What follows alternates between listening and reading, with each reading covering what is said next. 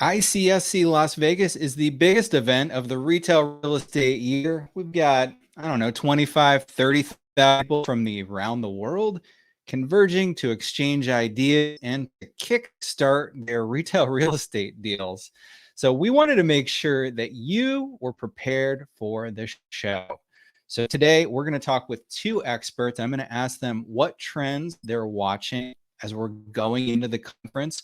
We've got Dana of Telsey Advisory Group and Deb Weinswig of Coresight Research. And we're going to get the inside scoop from the man in charge of the whole shebang. We've got ICSC CEO Tom McGee. All of that right now on everything we know about retail. This is the show where we tell all of you everything we know about retail and real estate. So we broadcast live about once a month on LinkedIn and YouTube. But you don't have to watch us live. You can watch the replay whenever you want. Just go to this URL, everythingweknow.show.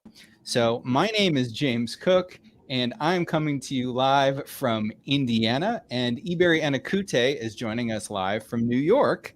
We both research retail and real estate for JLL. Ebere, I was trying to count how many ICSC Las Vegases I've been to, and I can't exactly figure it out. It is somewhere between 11 and 15. I have a terrible memory. What do you think? How many have you been to, Ebere? Actually, James, you can believe it. This is my first ICSC Vegas that I'm going to. I am so excited. He is a newbie, and Ebere, you're going to be the perfect person to interview Tom McGee because he can give you the lowdown and all the insider knowledge that you're going to need in order to have a successful first ICSC Las Vegas. Now you've been to New York a few times, Right. which is substantial, but Vegas is really big. This is the big time, the prime time. Yeah, I think I heard yesterday that they're expecting around 25,000 attendees versus, roughly 10 that were in New York. So I'm definitely excited, but a little nervous. I'm not going to lie. Yeah. No, you're going to do great. If you're watching live at home right now, feel free to type a question into the chat, and we're going to get to as many questions as we can. First up, I am going to have a conversation with our first guest. Here we go. Dana Telsey with Telsey Advisory Group. Welcome, Dana. Thank you, James. Great to see you, and I look forward to seeing you in person at ICSC. Yes, me as well. Dana, I feel like I spend so much time with you because you're on TV so much. I feel like you're always around. So you are really a known expert in the world of retail. So Thank I you. wanted to ask you first about the state of the American consumer. It seems to me like it's a different story depending on what metric you look at it, whether it's positive, negative, or neutral. So what's your take on the American consumer? I think the American consumer right now is very discerning. I think they're cautious. You have all the earnings that are coming out from the consumer companies, and there's many still to come.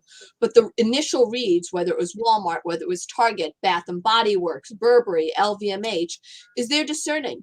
They're moderating their spend. There's a focus on essentials. They're looking at price. And I think this is across the landscape from luxury on down. It seems where they're still spending is definitely on going out on occasions, food, beverage, and travel. You just mentioned it, nearly 25,000 people going to Las Vegas, maybe even more. That's where the spend is definitely happening. I think they're watching their prices. I think that they're spending on social occasions, and they're definitely looking for value. The interesting thing that's coming out of the earnings lately, you know where the uptick is? In-store. Traffic is coming back to stores because of the desire, I think, to go out, the desire and the convenience that you have, and the blending of omni-channel. So it's great to see the traffic pick up, even with the headwinds of the consumer landscape. Interesting. So sales of non-discretionary goods are outpacing discretionary goods right now. So who are the retailers that get impacted by that, Well, positive and negative? You're certainly seeing the beneficiaries. You look at Walmart today, where nearly 60% of their sales are grocery. They get the benefit. You look at the off-pricers yesterday. You look what TJX reported. They had strength, frankly, in apparel and accessories because of the branded assortment that they offer at a value. I think on the discretionary side, there's an impact. We're going to be watching some of the department stores closely. I want to see what Nordstrom and Kohl's does. That's important. We want to see what happens to some of these specialty retailers. We know where there's been issues like Belk's. You know, there's been issues at Gap. So we want to see how it all comes together. And frankly, this year, what I'm concerned about is the expectation for the hockey stick. Can we see as strong a back half of the year that everyone is expecting? Remains to be seen given the pace of consumer spend now. Interesting. Have you been surprised by any, recent news or earnings announcements? I think Bath and Body Works numbers beating the expectations, a flat AUR, a pickup, frankly, at the end of the quarter and into May. You're not hearing that from others with a pickup at the end of the quarter. It still has been kind of mushy. So that was a surprise, and frankly, it was better than expected. You take a look at a Tapestry and you think about Coach, where they're still getting higher AURs, and fortunately, they don't have as much exposure to some of the wholesale accounts, so they're able to move and be facile. And that's what's interesting. I think the other thing that's out there, take a look, given we're talking about retail real estate, at some of the new store presence that's out there. You have some of the digitally native brands opening stores, Figs opening in Southern California, their first store, Princess Polly doing the same thing. And yet you have the big flagships or the landmarks. Look at Tiffany, which just reopened on 57th Street, the new Tiffany landmark after being closed for 4 years. And then on the West Coast, Chanel on Rodeo Drive after being also closed for 3 or 4 years. Interesting that they're both being redesigned and remodeled by the same architect, Peter Marino. So have you visited the new Tiffany flagship? I've been there more than once, and essentially it caters to a new consumer. The service element is way beyond what it had been. I think the assortment and the surprises that you get on each floor. Check out the Audrey Hepburn little exhibit that they have. That's delightful. Have you been there?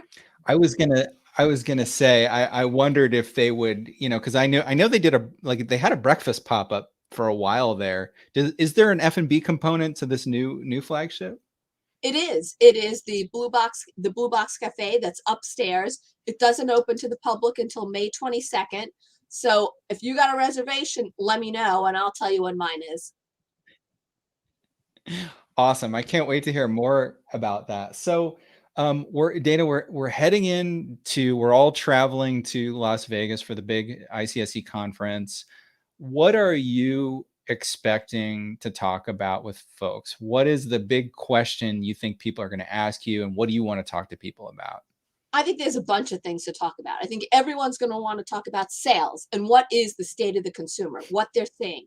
I think you're going to talk about Bed Bath and Beyond and who's getting all the locations, because I think there's arm wrestling going on for those locations. I think everyone's going to want to talk about how you're making the customer feel safe. Organized crime and theft have been big topics. You heard about it from Target yesterday. That'll be a topic. Openings and closings. On average, you're seeing the shift to open air accelerate. What does that look like? There's not a lot of new supply out there. The demand is high with the lack of supply. And what do leases look like? Are we getting back to occupancy rates and rental levels that are at or above 2019 levels? I think those are going to be some of the things that are going to be front and center at ICSC 2023. Yeah. I think you're very good, Dana. You're great at summarizing everything everybody's thinking about. I think that's completely on target. You mentioned the shift to open air. So let's talk a little bit more about the real estate impact. I think the big kind of question mark for a lot of us is enclosed malls, especially the ones that aren't like the Class A malls, or aren't lifestyle centers. Do you have, based on what you're hearing about what consumers are doing and what retailers are doing, do you have an outlook on what becomes of maybe a mall with a vacant department store that's not the A mall? It's going to be interesting to see what new types of boxes occupy those spaces. And we're hearing lots of different things. Restaurants, food and beverage, medical. We've even heard museums in some instances, healthcare. I think there's going to be new ways of reinventing. You have to involve the community. I think you have to be local in addition to being national. And with hybrid work, look how important any type of shopping center is, because consumers are getting out there in the middle of the day, whether it's to buy lunch or grab something else. There's a new necessity about having these open air centers catering to local, and not just on Mondays and Fridays. Yeah, I couldn't agree more.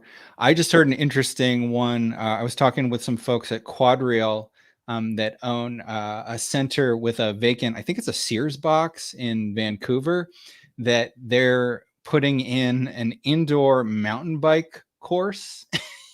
Wow. I've never heard that before, but I was like, boy, I gotta visit that when that opens. That's something new. I want to try that. I think that's pretty cool. And I think we're all hearing of these things that, wow, that's new, that's different. You certainly hear of the fitness clubs, the Lifetime Fitness out there. There's a lot of new ways to engage consumers, but to drive traffic to the rest of the center too. Yeah, absolutely. Dana, we touched on this a bit, and I want to end on it, which is the importance of food and beverage. Have you heard of any other, we have this example of Tiffany putting in a cafe. Have you heard of any other unique F&B uses that are popping up on your radar? F&B is the one. I mean, you look at RH with their F&B. I think Aritzia is beginning to do some items. You look at Ralph Lauren, what they've done and what it does to drive traffic. That's what I hear the most of. You may get some services. I think that's first coming along, whether it's hair salons I'm beginning to hear about in some retail stores. Any way to get consumers back on a routine ritual is what I'm hearing about of importance. I think there's more to come. I think it's still evolving. Yeah, that's great. All right. Well, Dana, thank you so much for joining us today for this conversation. And I'll look for you in Las Vegas. I'm sure you'll be visiting our booth at some point, right? Definitely. And we're going to compare our steps, because I always get the most steps in Las Vegas. Well, I'm lucky. I mostly stick to one place because I'm recording podcasts most of the time. Got it. All about steps. Dana, thank you so much. Have a great rest of your day. Thank you. You too. All right. So, Ebere, I hope you're taking notes on everything, getting prepped for your first we should have just called this show Ebere's getting Ebere ready for his first ICSC Las Vegas. Honestly. So, Ebere, up next, you're going to interview Tom McGee. So I'm going to bring Tom right in and let you guys get started. Awesome. Thank you so much, James. Tom, thank you so much for joining us here on Everything We Know About Retail. How are you doing today? Great. It's great to be with you. And early welcome to your first ICSC, Ebere. I know. Everyone keeps talking about it. We mentioned earlier that I actually used to work at ICSC, so it really feels very full circle to go from planning the conference behind the scenes to hearing all about it to actually finally getting to go myself. So really looking forward to it. Tom, you're here to give us the inside scoop about everything that's going on this year and what we can expect. But I first wanted to start by asking you about the location, right? The city of Las Vegas. Obviously, there's a very special energy to that city. So I want to know, why do you think it's so important to return to Las Vegas for this conference every year? Well, ICSC is really the biggest real estate event in the world. Quite frankly, probably the only city that could accommodate an event of this size is Las Vegas. Right. But it's kind of appropriate for a large real estate and retail show to be in a location like Las Vegas. I mean, it is really kind of the ultimate live, work, dine, play kind of environment. And as we talk about the evolution of retail real estate and real estate in general, and kind of the convergence of all the different sectors, what better city brings that to life and really illustrates it more than Las Vegas?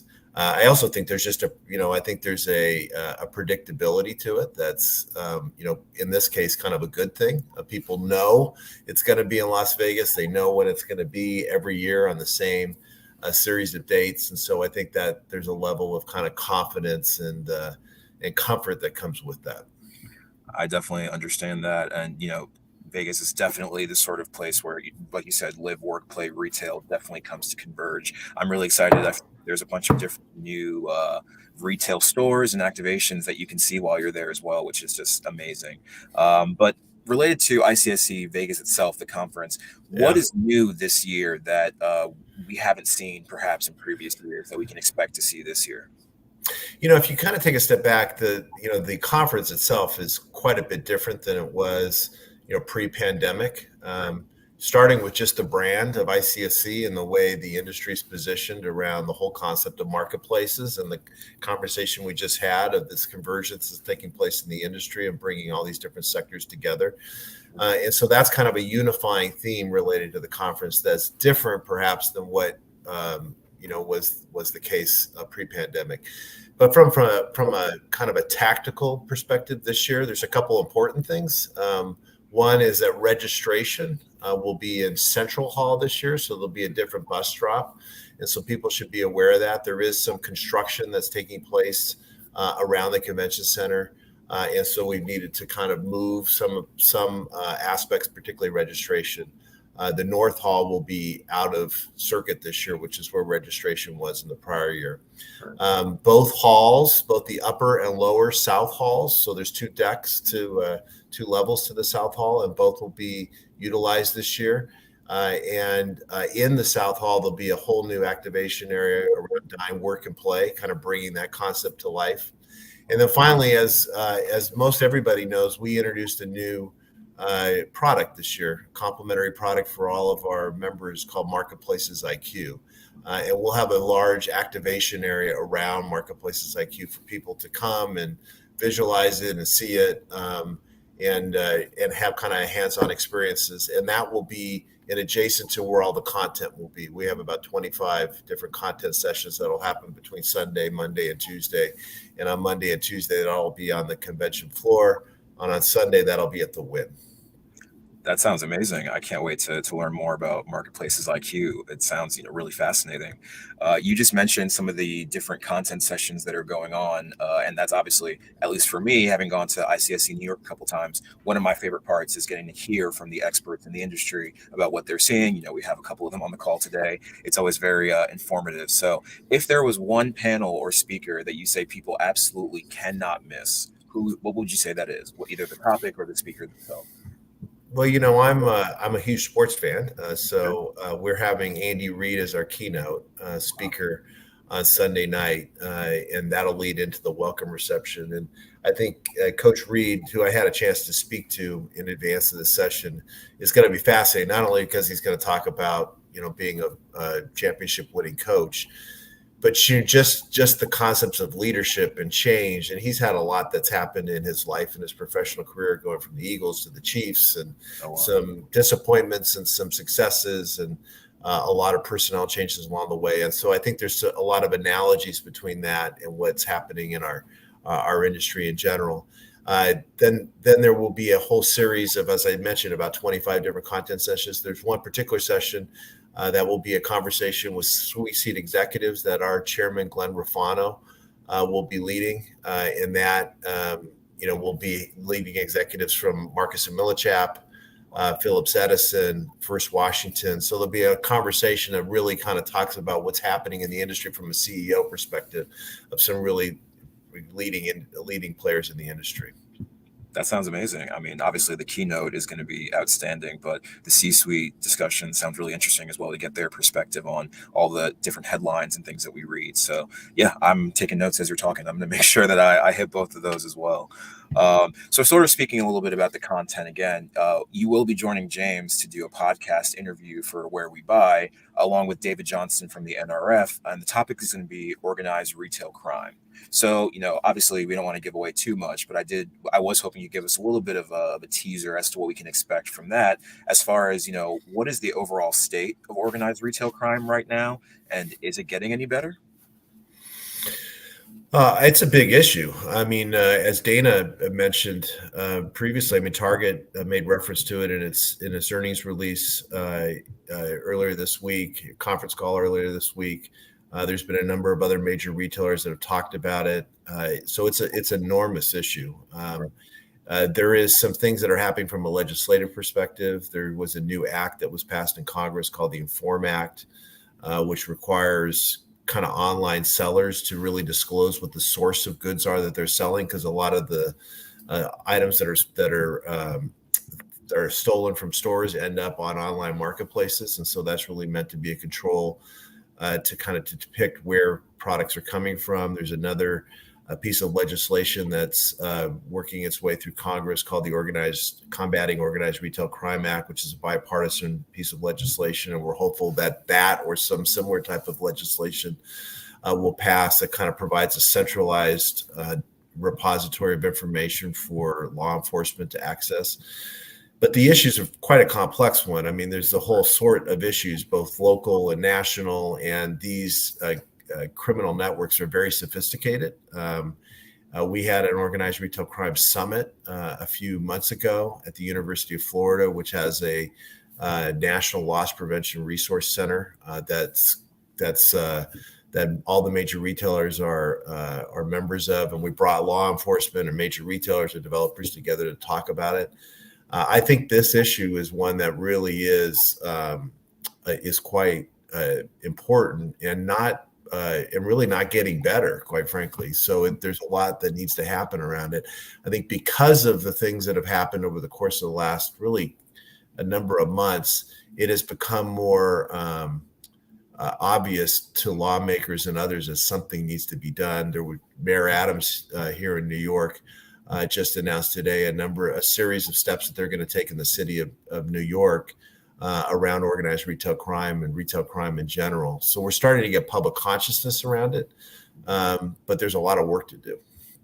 For sure. I guess public consciousness is the first step, and identifying it as a real issue is where we can begin, because I'll be honest, I didn't know that these were such sophisticated sort of crime networks. I thought I wouldn't have been able to distinguish this in my head from like petty theft, but from what I've read and what I learned from the summit that you guys put on, yeah, it's a much larger issue than that. Mm-hmm.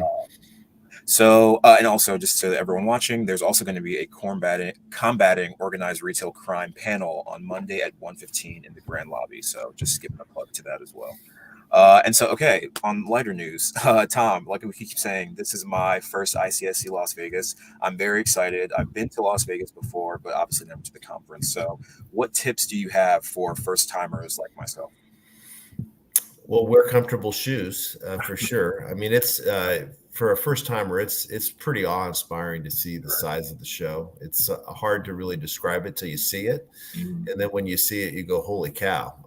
It's enormous, and so clearly wear comfortable shoes. I would say soak in as much as you can in regards to just meetings and conversations. This is a wonderful industry, and where people are willing to share and talk about what's happening and share knowledge. And we are in a very unique period of time. There's a lot swirling around, both from a positive perspective, as Dana mentioned. The amount of demand for physical retail space is very high right now, and there really hasn't been new supply that's been put on the market. If you look at retail sales since the financial crisis of 2008, retail sales across the U.S. have grown by over 80%. The amount of retail square footage in shopping centers has only grown by 6.5%. So you can see, this growing demand, but yet, not a lot of supply. So there's no better time than to lean into what ICSC is best at, which is networking. And so I really would say lean in on that. And then from a practical perspective, download the ICSC app. That is, the one source of all kinds of information. And then if you want to make, relationships and request meetings and try to meet people, which is what's best about ICSC and the best about this conference is networking. Use the ICSC networking app. Get on that app, reach out to people, request, meetings, information, try to match yourself up with folks that have similar interests or needs or are trying to accomplish the same thing at Vegas. And I think you'll have a wonderful show. Absolutely. Thank you so much for all that advice. I'm going to take all of it, starting with the shoes and finishing with the app. So thank you for that expertise and for joining us today. Tom is actually going to be joining us for a group chat at the end of the show. But right now, James is going to take it away and have a conversation with Deb Weinswig. So welcome back, James. Awesome. Thank you. Thank you. Thank you. That was a great conversation. And let's welcome in Deb Weinswig. Deb, you're CEO of Coresight Research. You're based out of New York. Today, you're joining us from Toronto, right? Exactly. You're attending the ULI conference, another completely we're not going to talk about that. It's great. We have two phenomenal conferences back to back, so we'll know everything, at least at that moment, that's relevant.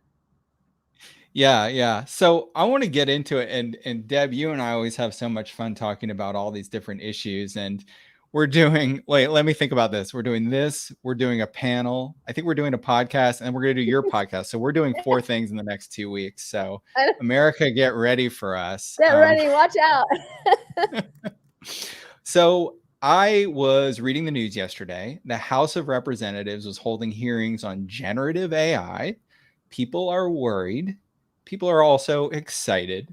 There's so much on AI. I know that a big part of your work is around AI and retail. So how should we feel? Like, what's the impact going to be of AI? I mean, first, if we take a big giant step back, right? We've had, kind of AI, not what we were talking about right now, but right, this idea around, the ability to kind of take large data sets and have them learn over time and get smarter and help us all do our jobs better and recognize trends. We're talking about kind of this idea around it being generative, so that it's getting smarter the more data that we feed into it. So the more that we're all using it, the better it's helping all of us, if you will. But if we think I think Dana and Tom brought up some really interesting points around what's happening at retail right now. But the number one thing we heard at the very beginning of the year was around personalization and loyalty. And so if you are able to, through it can be as simple as a chat bot, right, that kind of gets to know you very quickly. It can be, one-to-one emails. There is this idea that this will help at a fraction of the cost with it, kind of which it would have been previously, to develop a one-to-one relationship with the consumer. Secondly, if we think about, so that's kind of top line, right? So that's a positive. Secondly, if we think about, kind of getting product to market, not only are we seeing already many companies using this, testing it, I would say, for kind of, PDPs, right? Product description pages. We're also seeing it for social commerce, marketing. And this idea that it can write really great copy, or you can even say, can you please help me describe what, this pair of pants that has, right, it's destructed denim, right, it's a high rise, we've got, kind of a cropped, it's a skinny jean, etc. But like putting this into language like the consumer falls in love with, that is really, there's an art and a science to that. And so we're seeing kind of much success there. And then lastly, we're also starting to see it, this is actually, I think, fascinating. So an area that's really not often talked about around goods not for resale. So whether it's insurance, or it can be, the chairs in one of your one of your offices, this idea that it can also help you figure out how to buy better and to, kind of be part of a larger buyer. It can just, this idea around, you can start to layer this into part of your finance team and whatnot. So it's this idea that it's kind of a plus, not let's just say a substitution, which I think is where, James, all the fear comes in. Because it's like, what's going to happen with my job? Basically, hopefully you get to do less of what you don't like and get to learn new skills because, this partner of yours. And I think some of what's really interesting is like Microsoft's rolling out something, and some folks I know already, in beta test with it, called Copilot. And you can literally say, I need an 8-page deck on the current state of ESG and Toronto, let's say. And so if you can start with a deck, right, that's already kind of pre-built for you, but then you can add your own intelligence, your own kind of personality, but you've cut out, right, like hours and hours of like making sure all the fonts are the same and all of these things that, we do. So I feel that it's additive, and I think that it will allow us to spend more time what we love doing. Well, I love it. That's a very optimistic and I think realistic point of view. I think about this idea of having a virtual, like, personal shopper, that every person has their own, personal shopper, that sort of like really raises the bar of what customer service could be. And like, not to go off on too much of a tangent, but you hear some people say, oh, well, I could never have a one-on-one relationship like with a virtual chat bot. But, people do all the time. Like, there's so many people who have serious relationships with these chatbots. Oh, but I have to tell you, and what's different. So this is like, I think what's different though about ChatGPT is you in your mind, you feel like you're talking to a person, because it's not, right? You're saying, oh, I'd love to describe it this way, but I need your help. I mean, it really is kind of, an assistant to you, and you are having a conversation. So there is, I will say, to be honest, this is the one element of this personally, as we, kind of worked with clients and whatnot, is where you're like, okay, I sometimes feel like I've had all these conversations today, yet I've just been talking to ChatGPT. So I'm going to go outside and get some fresh air and see some folks. But yeah, and I mean, but you start to think about that from a positive, and now we're totally off tangent, but that's okay. That's how we roll, James. Right. From a mental health perspective, right? If you're shut in, we have an aging population.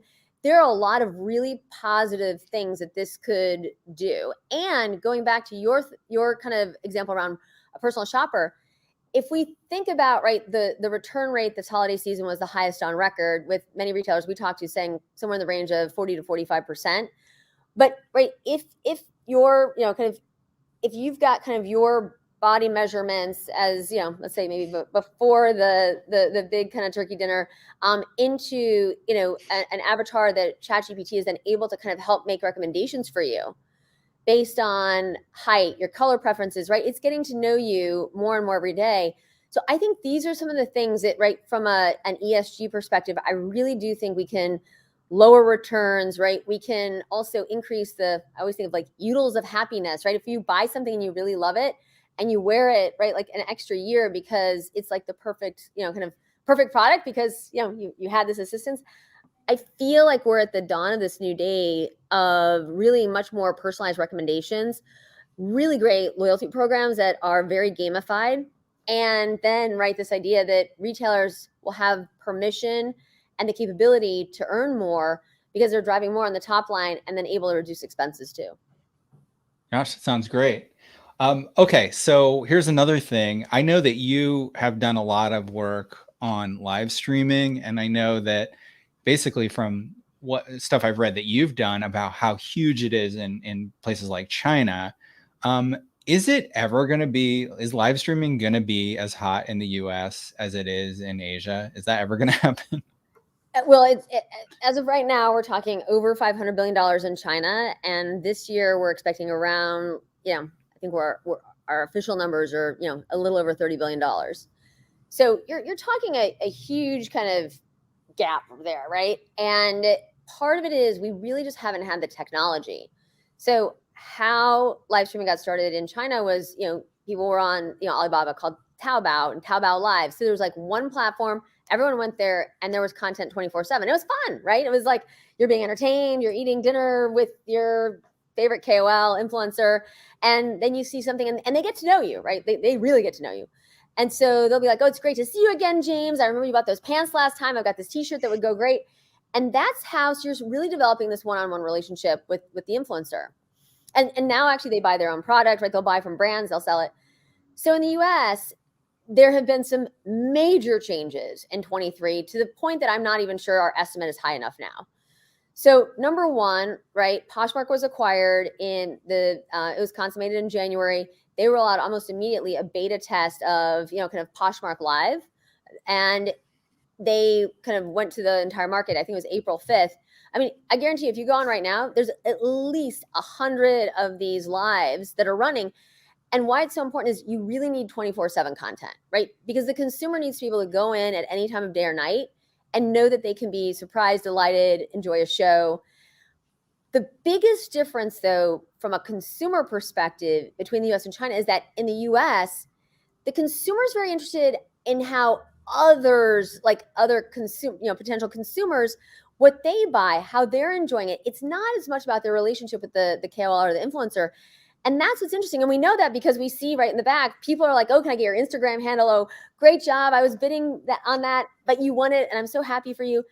And so you're creating a community, right? And that is really, I will tell you, this is why we've thought, even when it got a little, kind of, let's just say a little less kind of on people's radars. And now we call it social commerce, less, live streaming, I think is so kind of single purpose. But this idea that you can have a really, it is one to many, right? There are many people in the audience, the KOL influencers talking about the product, but the number one thing, going back to why we think this is so important, community, but we see a return rate that is 50% less because they're able to say, is this like a deep purple? Is it lavender? I'm short-waisted. How will it fit, right? I have, what should I wear with it? How can I dress it up? Can I see it on somebody, right? And some people will have models of all shapes and sizes. So it's this idea that you are literally, it's, to me, it's like e-commerce come to life, right? And it's why we've seen such a return to stores, as Dana talked about earlier on, because people really do want to make sure that they're making the right decision, that they can see it, touch it, taste it, feel it. I think that live streaming, social commerce gets us close to that right now. And right, we've got TikTok shops as well. So there are other kind of fast followers, if you will, that I think we're going to see in the market. And there's no reason that we can't see Walmart with 24/7 content. I think these platforms are also doing so much in retail media. These are going to be the winners of the future. And, I think it's this year to me is going to be a lot different on the positive side than, kind of how it looked at, say, January 1st. I gotcha. All right. Well, hey, it's time for our group chat. So let's bring in Tom and Ebere and for a little bit of a group discussion to round out the show. If you're watching live, feel free to type in a question and we'll get to your questions. So you kind of mentioned their TikTok shops, Deb. I'm not a big TikToker. Ebere is. Ebere, do you see a lot of shopping going on in TikTok? I don't know if I see a lot of shopping. Well, I definitely see a lot of advertising for different retailers. I feel like every fourth or fifth scroll is an ad for something, for some company of some sort. I know that with TikTok and like Instagram, that's been a big avenue for them and trying to push that. Like, I know for Instagram, for example, if you're on the page of a retailer, you can click the picture and then it takes you to an option to buy the clothes that they're wearing in the picture. I haven't really seen that as much on TikTok just yet, but I have no doubt that it's on its way. Yeah, I think we're seeing it's very much kind of beta. Some, it's not as prevalent as we're seeing with Poshmark just yet. I do think the advertising you mentioned, Ebere, is really important. We have heard from, especially CPG companies, that is one of the highest ROI ways to advertise right now. That and actually quick commerce. So those are the two things that we've heard. I have to tell you, quick commerce is like come back with a vengeance. It's unbelievable. And I think a lot of it goes back to this ability to kind of tie marketing dollars spent to revenue generated, just like you can with TikTok. So, Tom, we're talking about technology. What's going on at within, maybe within ICSC in general, or specifically at the Las Vegas conference, that's there to sort of highlight new technology? How do you make sure that people are getting engaged in new technology? Well, a number of things. One, from an ICSC perspective, we've introduced a number of new member-facing pieces of technology. I mentioned Marketplaces IQ, which is really a collaboration with RPR, which is a wholly owned subsidiary of the National Association of Realtors. It aggregates about 15 different data sources, including Crexi and Brevitas and a whole bunch of others. And that'll be complimentary for all members. And so that provides really a one-stop shop for people to access a bunch of data sets that they use in a day-to-day aspect. Our networking tool as well, which is a new piece of member-facing technology. We have about 8,000 members that have utilized it in advance of the Vegas conference and associate it with the Vegas conference and loading properties on it for visibility that then gets integrated into Marketplaces IQ. Obviously, the use of our app as well. But I think the broader thing is, look, I think technology, retail, real estate in general, are no different than any other industry. They're going to get constantly disrupted by technology, and it's hard to say today exactly how all these technologies will impact our industry. I'm just confident that they will. Just like in 1995, it was hard for us to imagine the internet. We knew this emerging thing was happening, and we thought it was going to have some impact, but we could have never imagined how it's just become integrated into our day-to-day life. And I think the same thing with things like artificial intelligence. It's hard for us to imagine how they're going to get impacted, because we're trying to anticipate something that we haven't yet experienced. And so as we experience it, I think it'll become more and more part of our reality. And to that end, at our trustee meeting, we have the head of Google's retail organization coming and speaking. And one of the things he's going to speak specifically about is artificial intelligence and some of the things that they're seeing more broadly in AI, and then specifically how it could and already is impacting, artificial intelligence. I think in many respects, you're not really competing.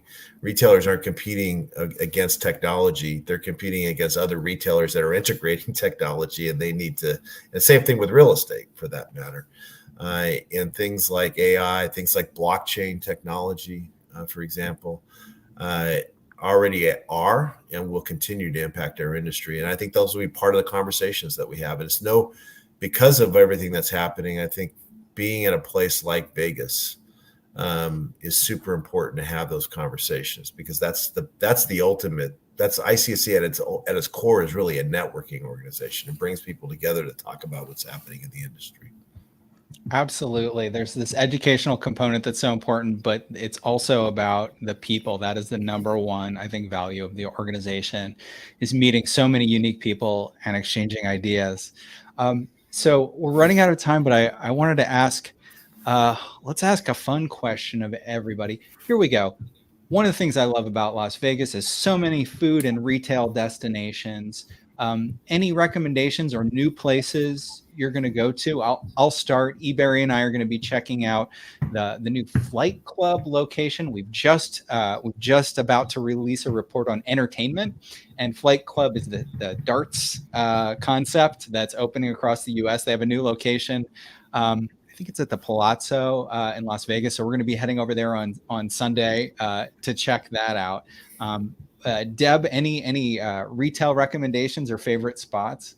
So Area 15, absolutely, for those of you who haven't been, is basically, it's like immersive entertainment, and going, and they have great food as well and drinks, but you just never know kind of what. First of all, being there is like, basically, I feel like the metaverse coming to life, and I just happen to be standing in it.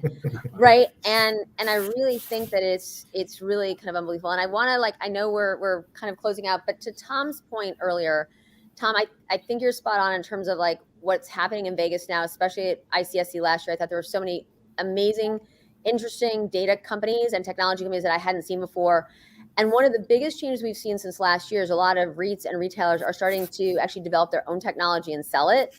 And so I actually think that's one of the biggest differences we're going to see between last year and this year, is that retailers and REITs developing new ways to drive the top line, and how they work together, I think, is really changing. So I'm expecting a lot out of Vegas this year. It never fails to deliver. So I'm looking forward to seeing you too soon, Tom.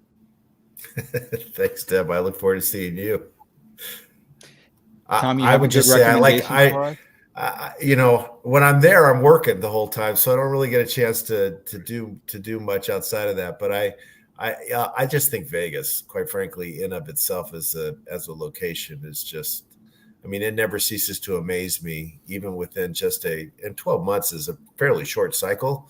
But when you go to Vegas every year, there's a whole host of new things that you see and experience, whether it's in a particular hotel or just walking up and down the strip. It's pretty awe-inspiring. And that speaks to, the vibrancy and dynamic nature of kind of real estate, quite frankly, because that's where at its core, that's what it is. So.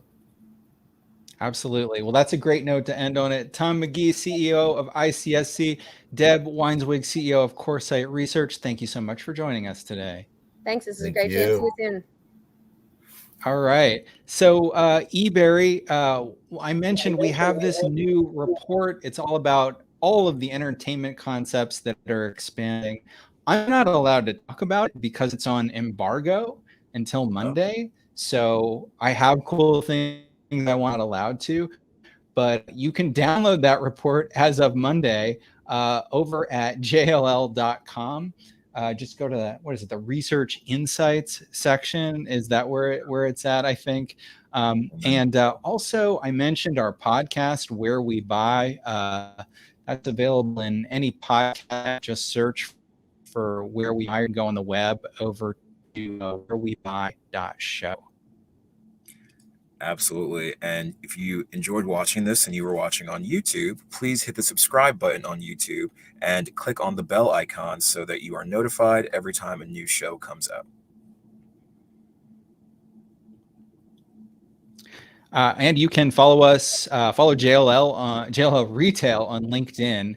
That's where we go live with most of our viewers. So if you want to be notified every time we go live, go follow JLL Retail. We'll be back with another live stream next month. Ebere, what did you learn about retail today? I learned a lot, James, but I think what I learned the most was that organized retail crime is enough of an issue that we're getting legislative efforts behind it. That's fascinating to me. Yeah, absolutely. And I think I learned from Deb that I need to stop worrying about AI and just learn to love it because it's going to be a beautiful future. And if you all want to know more of everything we know about retail, you can join us here again next month.